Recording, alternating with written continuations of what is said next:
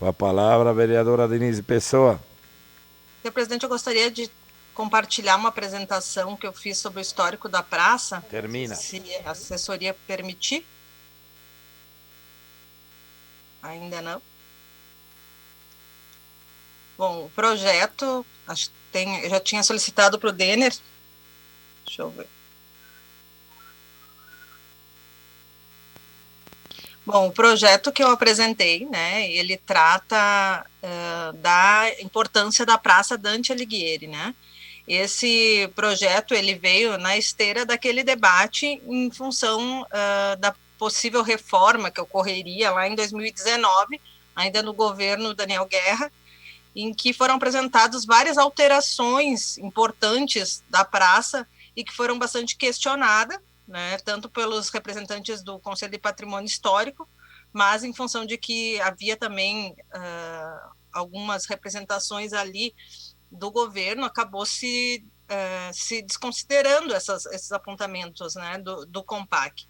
E o que a gente percebeu é que nesse debate, né, faltava elementos para a preservação da Praça Dante Alighieri. Essa praça, que ela é bem antiga, senhor presidente, se puder só solicitar para que alguém da assessoria técnica possa Vereadora liberar. Denise, segundo informações da direção, aqui a senhora compartilhar. Já está liberado. Sim, mas eu estou colocando está aqui. Liberado, aqui está liberado. Aqui parece um anfitrião desativou o compartilhamento de tela do participante. Para mim aparece essa mensagem. Segundo, só o seu tempo está segurado.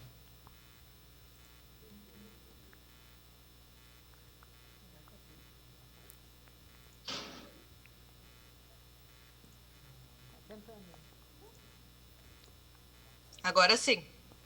Vamos lá, então, que depois temos que pedir, invocar o artigo 104 também.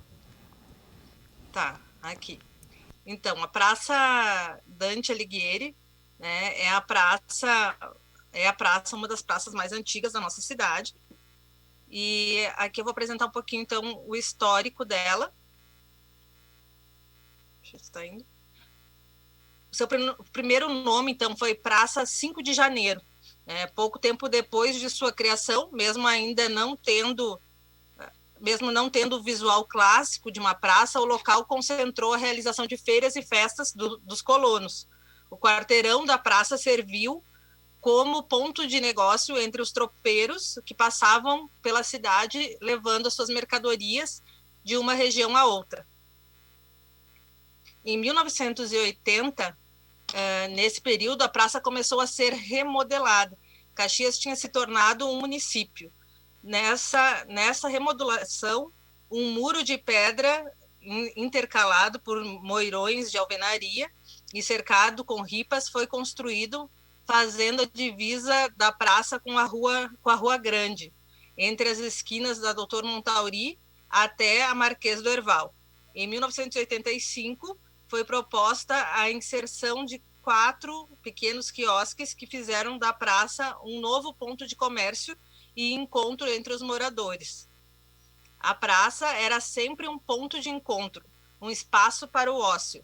Ali, a vida acontecia mais leve, as responsabilidades ficavam suspensas, para dar lugar ao riso, às brincadeiras e às conversas fiadas. Então, esse também a gente retirou do boletim do Museu do Arquivo Histórico número 13, trata da praça.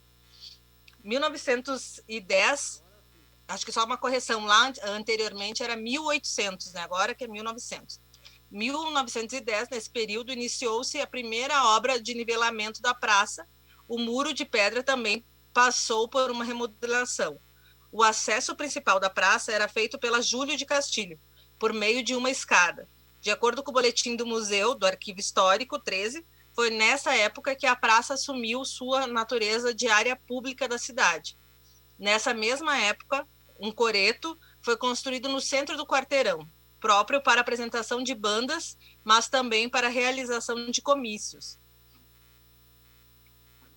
1914, recebimento dos bustos de Dante Alighieri e Júlio de Castilhos, que permanecem lá até os dias de hoje. Foi neste ano que a praça recebeu sua denominação atual.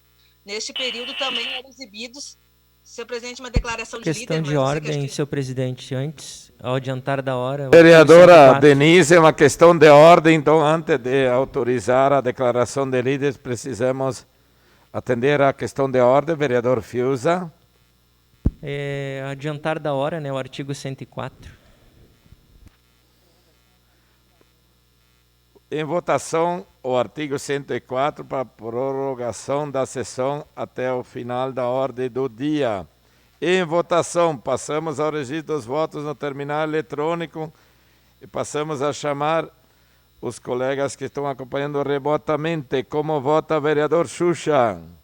Voto sim, senhor presidente. Vota sim, vereadora Denise. Voto sim, senhor Vota presidente. sim, vereadora Estela. Voto sim, senhor Vota presidente. sim, vereador Felipe. Voto sim. Vota sim, vereadora Gladys. Voto sim. Vota sim, vereador Lucas. Lucas. Sim. Sim, vereador Cadore. Sim. Sim, vereador Renato Oliveira. Voto sim, presidente. Sim, vereador Daneluz. Sim. Sim, vereador Scalco. Voto sim, senhor presidente. Sim, vereadora Tatiane. Voto sim. Vereador Petrini. Sim, presidente. Sim, vereador Zé D'Ambros. Voto sim, senhor presidente. Sim, encerrado o registro dos votos, encerrada a votação.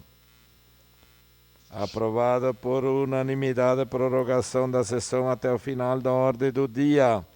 Com a palavra em declaração de líder, vereadora Denise, sobre o projeto da Dante Alighieri. Então, senhor presidente, seguindo, né, em 1914, então teve o recebimento dos bustos Dante Alighieri e Júlio de Castilhos, que permanecem lá até hoje, e foi neste ano, então, que se recebeu o nome atual, né, da praça. Nesse período também eram exibidos filmes na praça. Em 1917, nessa época, um quiosque foi construído na área central da praça. Também se desenvolvia um paisagismo com jardins e árvores de pequeno porte. Neste mesmo período foram construídos os sanitários subterrâneos, uma grande novidade para a cidade, em 1917. Em 1922, neste ano, o Brasil então comemorava 100 anos da independência de Portugal e, nesse momento, a praça recebeu a Estátua da Liberdade, idealizada pelo artista caxiense Michelangelo Zambelli. Com a importância do local reconhecida, o local em frente à estátua recebeu o nome de Largo da Independência.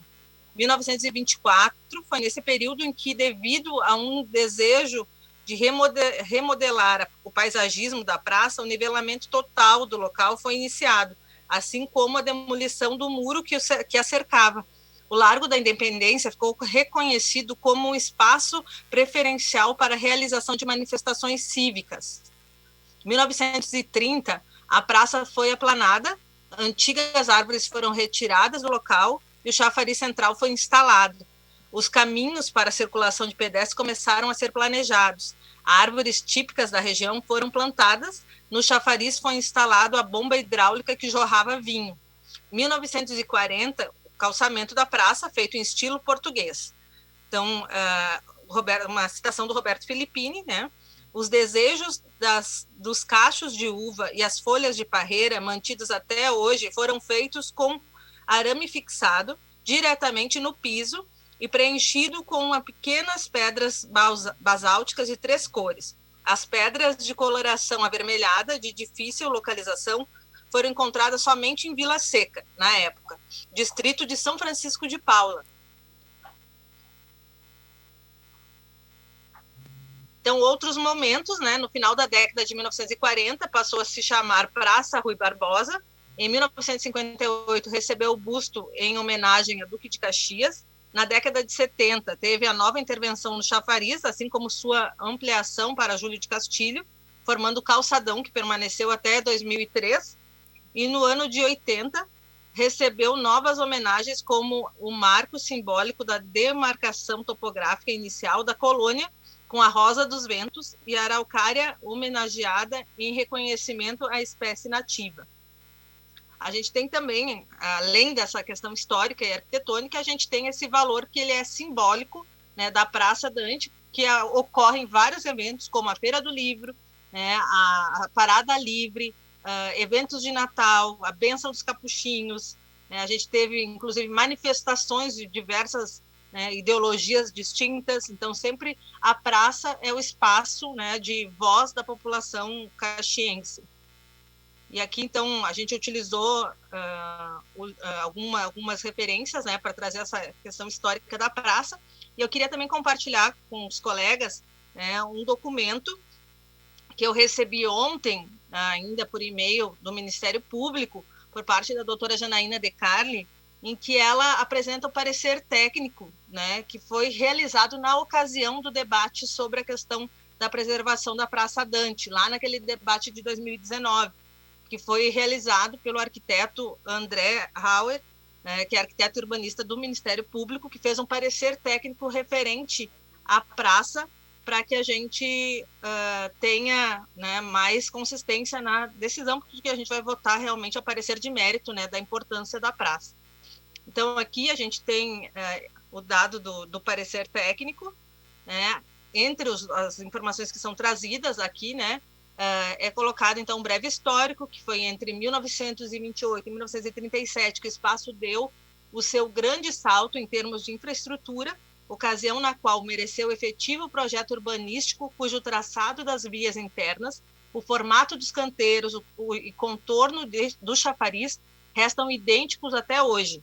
Nesse período também se deu o nivelamento das vias laterais, a Doutor Montauri, a Avenida Júlio, a Rua Marquês do Herval e a Rua Sinimbu, formando ali o efetivo centro histórico da cidade. Ainda, né, faz referência aos símbolos maçônicos. Eu não tenho relação com a maçonaria, mas entendo e respeito, né, de que, sim, é um grupo que também participou da formação da nossa cidade, inclusive da praça, né? Então, aqui eu trago também o que faz referência aos símbolos maçônicos, né, da Praça Dante. O desenho da praça foi traçado em 1928 na administração de Celeste Gobato. Baseia-se nos símbolos sagrados da maçonaria. O compasso, o triângulo, o olho do grande arquiteto do universo. Por acaso, o ângulo superior do triângulo situa-se defronte da catedral. O olho é representado pelo chafariz. Tais símbolos se repetem no monumento ao Duque de Caxias. Não se trata de uma coincidência. Cabe referir também que esse conjunto arquitetônico não se encerra em si mesmo, porque além de posicionar-se endereçado à Catedral Diocesana, indica a boa relação e o respeito para com o maior símbolo do catolicismo da cidade. Tem em sua extremidade norte a Estátua da Liberdade, de onde partem as duas pernas do compasso, e guarda em sua extremidade sul o busto de uma das maiores figuras maçônicas nacionais, o Duque de Caxias. Então, e aqui ainda coloca, né, de que não há informação de que a praça seja tombada como patrimônio cultural municipal, né? Aí, na análise, mais abaixo, vai dizer, então, que apesar da praça não ter status de proteção legal de tombamento, é indiscutível a sua importância para a comunidade local.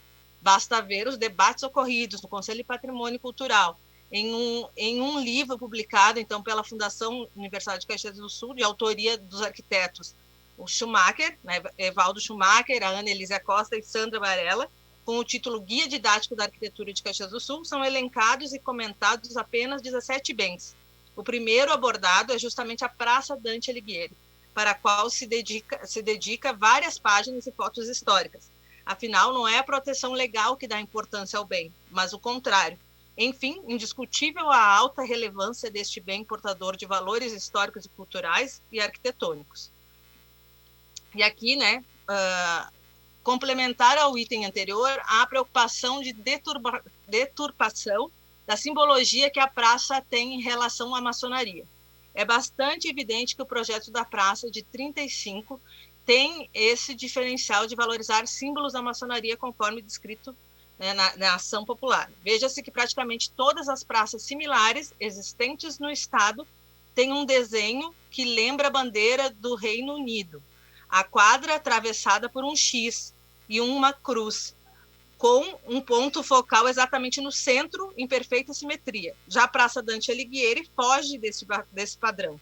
Em qualquer foto mais elevada, é notável o triângulo e compasso com o olho do arquiteto do universo fora do centro geométrico da quadra.